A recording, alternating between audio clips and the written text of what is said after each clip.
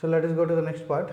So in types of circular motion, there are different types of circular motion. Okay, according to acceleration of particle, we can make into two parts. One is called as uniform circular motion. Already I told this part. Okay, somewhere I explained it. Again, we are going with a particularly uniform circular motion. So what is the uniform circular motion? Uniform circular motion means speed of the particle, tangential speed obviously.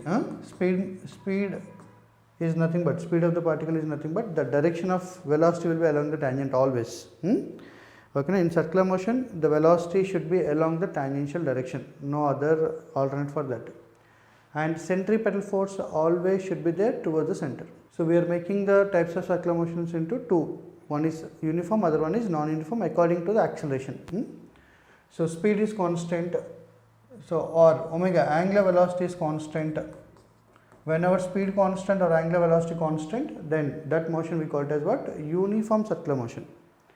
Okay, that motion is uniform circular motion. So as the particle is going in a circular path of radius some, let us say r, then what is the particle velocity is something like this, tangential. Okay, na? So everywhere what is the speed is? Speed is v, increasing speed, decreasing speed, constant. Centripetal acceleration is changing the direction, but there is no tangential acceleration. There is no force acting tangentially. That's why speed is constant. Okay, na? So, but linear velocity changes. Speed is constant. See, speed is constant, but linear velocity changing, because velocity is nothing but magnitude and direction. No, here magnitude is not changing, but direction is keep on changing. So that's why, because of linear velocity changes, we are getting the acceleration towards the center. So linear velocity changes, but what about the angular velocity? Angular velocity remains same. Angular speed constant, even angular velocity also constant. Why? Because how the particle is moving, particle is rotating in anti-clockwise sense, then what is the angular velocity direction? Angular velocity direction is out of the board. So then angular velocity direction is out of the board, is always out of the board. Velocity direction is not changing, angular velocity is always out of the board. So that's why angular velocity remains constant, but linear velocity direction keep on changing. So that's why linear velocity changes, but speed remains constant. Try to understand all these logics. Okay, na? So this linear velocity changes. This leads to what? As linear velocity changing, this leads to centripetal acceleration, because velocity is changing. But angular velocity remains constant. This leads to angular acceleration is 0. Angular acceleration is 0. If angular velocity constant, angular acceleration should be 0 only, na? Alpha 0. If alpha is 0, then what is the tangential acceleration? What the tangential acceleration is? Tangential acceleration will be 0, because tangential acceleration is r alpha. Okay, na? If you want, you can write down that expression also. What is the tangential acceleration we know? R alpha, which is equal to 0. Or else tangential acceleration, already we have done something like this, dv by dt. Even if you are taking this, that also 0, because v is constant. Okay, rate of change of speed is the tangential acceleration. So that's why dv by dt is 0. So that means in uniform circular motion, particle will have only one acceleration. There won't be other acceleration along the tangent. Along the tangent there is no acceleration. There should not be any acceleration. Whenever there is no acceleration along the tangent, then only we call it as uniform circular motion. Angular velocity remains constant. Angular acceleration is 0.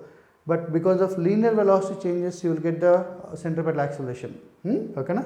So there will be centripetal acceleration, or else you can say that there will be centripetal force. Okay, na? Either centripetal force or centripetal acceleration, which is mv square by r, which is equal to mr omega square, also you can write down centripetal acceleration or centripetal force. So centripetal acceleration is v square by r by mass, which is r omega square, also we can write down. That's called as uniform circular motion. Clear? When tangential acceleration is 0, then circular motion we can call it as uniform circular motion. So next one is what?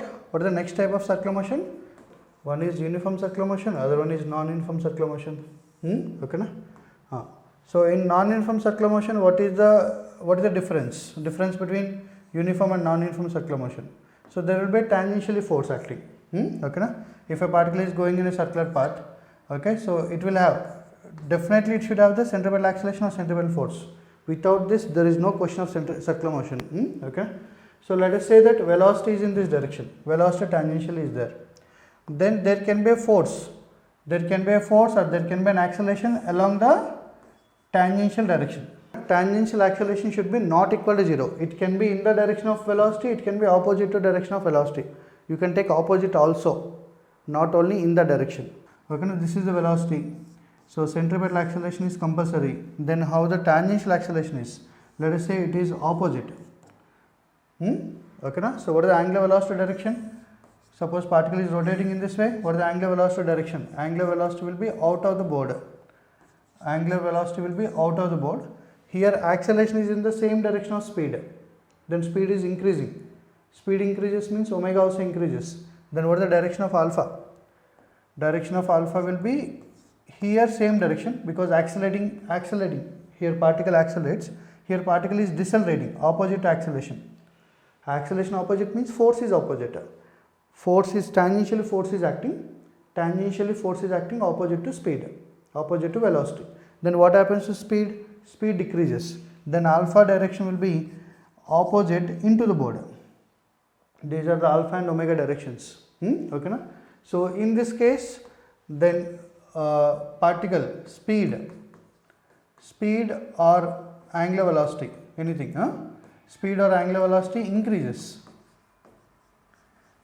whereas here, so speed or angular velocity decreases.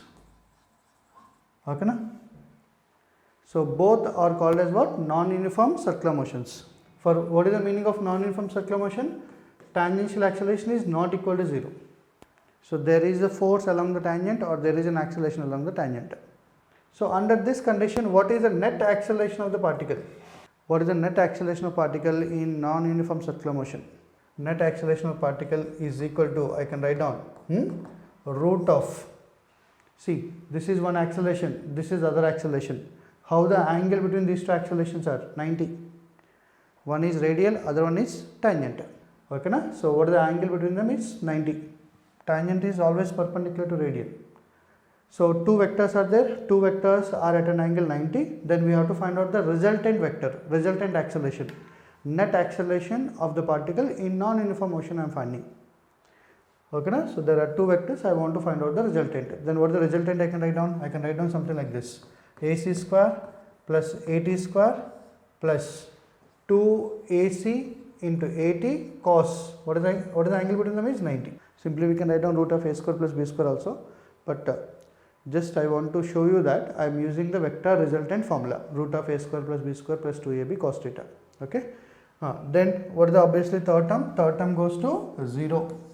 As third term is 0, then what is the net acceleration value I can write down? Net acceleration value root of AC square plus AT square. That is the net acceleration. Then this particle will have some net acceleration in this sense. This is the net acceleration, okay? This is the acceleration direction, net acceleration of the particle direction. So if it is making an angle, if it is net acceleration is making an angle, some beta, I am writing beta because alpha already we used, so that's why I am using the beta. Okay, na? So same diagram I am drawing here because everything I am drawing in the same thing, so it will be confusing. One acceleration is centripetal acceleration, other acceleration is what? Tangential acceleration. Okay, na? So what is the net acceleration will become? Net acceleration is something this. This is the net acceleration direction. Now net acceleration is making an angle beta with what? Beta with the tangential thing. Then what is the beta value? Beta value resultant only, na? So tan beta is equal to what I can write down? Tan beta is equal to, tan beta will be, opposite side will be AC. Now construct a parallelogram. Construct a parallelogram, or you can use the triangle, anything is okay. You can draw the here AC, centripetal acceleration vector. Then tan beta is equal to opposite acceleration is centripetal acceleration, adjacent acceleration is tangential acceleration. Then I can write down simply AC by AT.